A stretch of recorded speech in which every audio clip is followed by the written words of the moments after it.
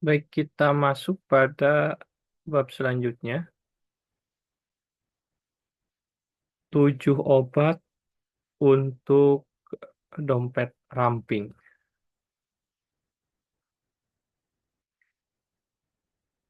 Kejayaan Babilonia yang abadi selama berabad-abad, reputasinya datang kepada kita sebagai kota terkaya, harta karunnya yang luar biasa. Namun tidak selalu demikian. Kekayaan Babel adalah hasil dari kebijaksanaan rakyatnya. Pertama-tama, mereka harus belajar bagaimana menjadi kaya.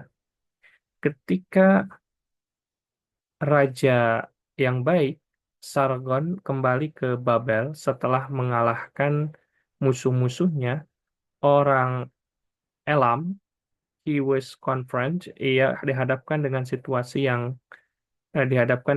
serius, yakni kerajaan menjelaskan kepada raja sebagai berikut.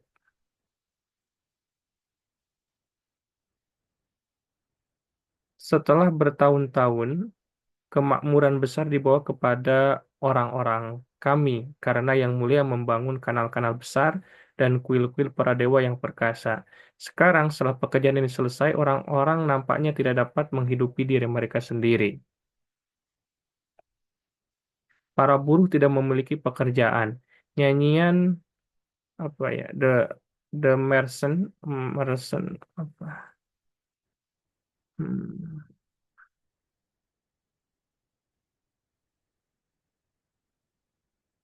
para pedagang jadi para para pedagang memiliki sedikit konsumen. Petani tidak mampu menjual produksinya. Orang-orang tidak cukup emas untuk membeli makanan. Tetapi di mana tetapi di mana perginya semua emas yang kami habiskan for this great improvement, untuk peningkatan besar ini, demand king.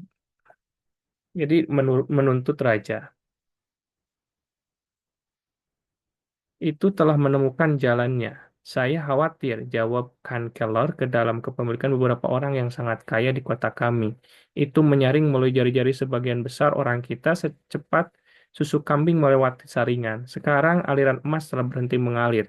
Sebagian besar orang kita tidak memiliki apa-apa untuk ditunjukkan untuk penghasilan mereka. Raja berpikir beberapa waktu, kemudian dia bertanya, Mengapa mengapa mengapa begitu sedikit orang begitu sedikit orang yang mampu memperoleh semua emas? Karena mereka mengetahui bagaimana, karena mereka tahu caranya, jawab siapa ini? Kanselor. Seorang tidak boleh mengutuk seorang karena berhasil, karena dia tahu caranya. Juga tidak boleh orang yang adil mengambil dari seorang yang telah dia perolehi dengan adil untuk diberikan kepada orang-orang yang kurang mampu. Tetapi mengapa? Ah, tapi mengapa? Tanya raja. Tidak semua orang harus belajar bagaimana mengumpulkan emas dan dengan demikian menjadi kaya dan makmur.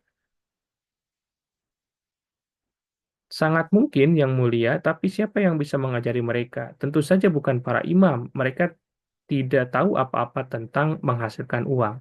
Siapa yang mengetahui, yang paling tahu di seluruh kota ini, lalu bagaimana menjadi sangat kaya? Kanselir menanyakan menjadi kaya. Kanselir, tanya raja. Eh, Jawaban ini dari sendiri, Your Majesty. Pertanyaanmu menjawab dirinya sendiri, Yang Mulia. Siapa yang telah mengumpulkan kekayaan besar di Babel? Well, baiklah.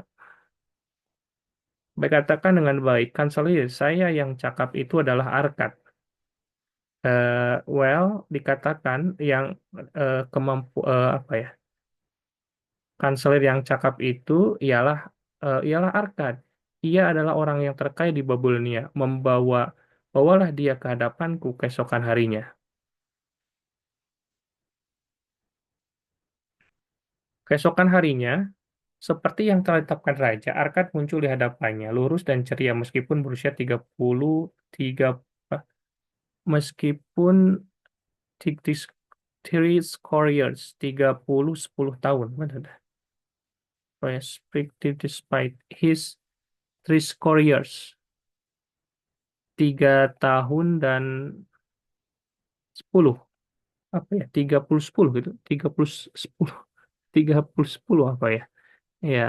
Arkad Arkad berbicara pada raja. Arkad kata raja, apakah benar engkau adalah orang terkaya di Babel? So is reported, Your Majesty, and no man is dispute. Demikian dilaporkan, yang mulia dan tidak ada yang menyangkanya. Bagaimana itu, bagaimana menjadi begitu sangat kaya dengan mengambil keuntungan dari kesempatan, dari membuat peluang yang, dengan peluang yang tersedia untuk semua warga kota kita yang baik. Kamu tidak punya apa-apa untuk memulai, hanya keinginan besar untuk kekayaan. Selain itu tidak ada. Arkad melanjutkan pada raja,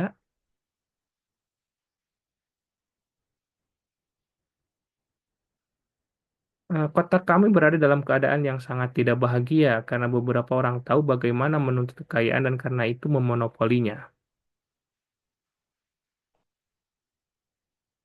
Sementara masa warga negara kita tidak memiliki pengetahuan tentang bagaimana menyimpan bagian apapun dari emas yang mereka terima.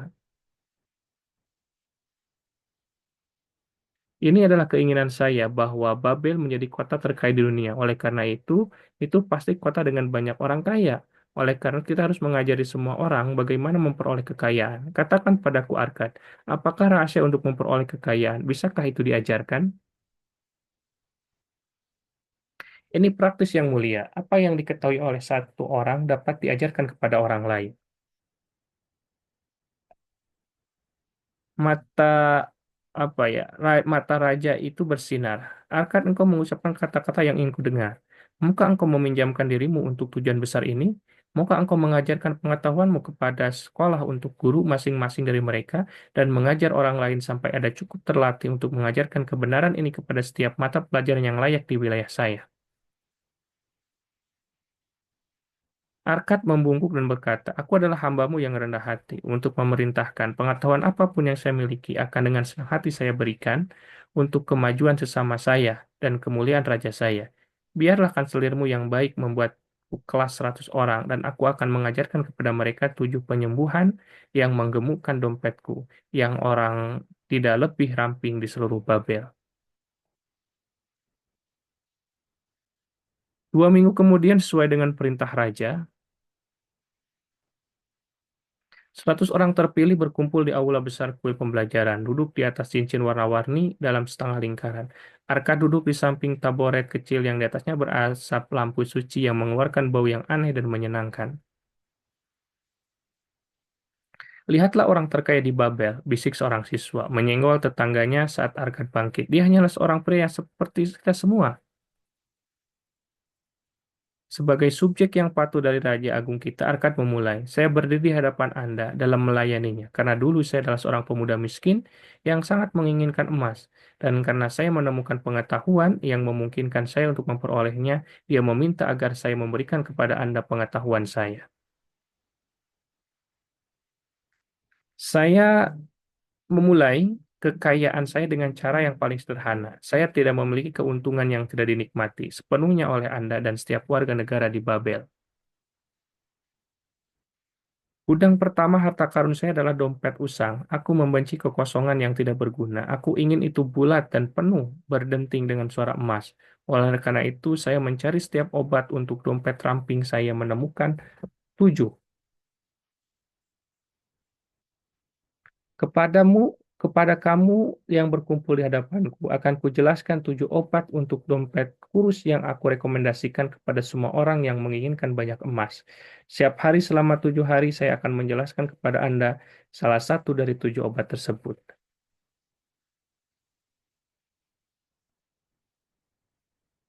Dengarkanlah dengan penuh perhatian pengetahuan yang akan saya berikan.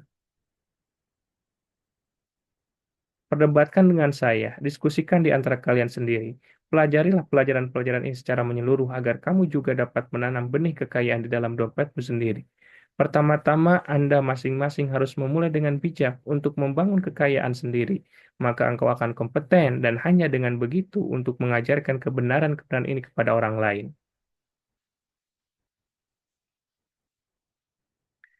Aku akan mengajarimu dengan cara sederhana, cara menggemukkan dompetmu. Langkah pertama yang mengarah ke kekayaan dan tidak ada orang yang dapat memanjat, yang tidak dapat mengancapkan kakinya dengan kuat pada anak tetangga. Langkah pertama, start course of fatending. Mulailah dompetmu untuk menggemukkan. Arkad berbicara kepada seorang pria yang bijaksana di baris kedua. Teman baikku, di kerajaan apa yang kamu kerjakan? Aku jawab pria itu, seorang juru tulis dan mengukir tali di atas olah-olah tanah liat. Bahkan pada sebagian seperti itu saya sendiri mendapatkan polisi pertama saya. Oleh karena itu, engkau memiliki kesempatan yang sama untuk membangun kekayaan.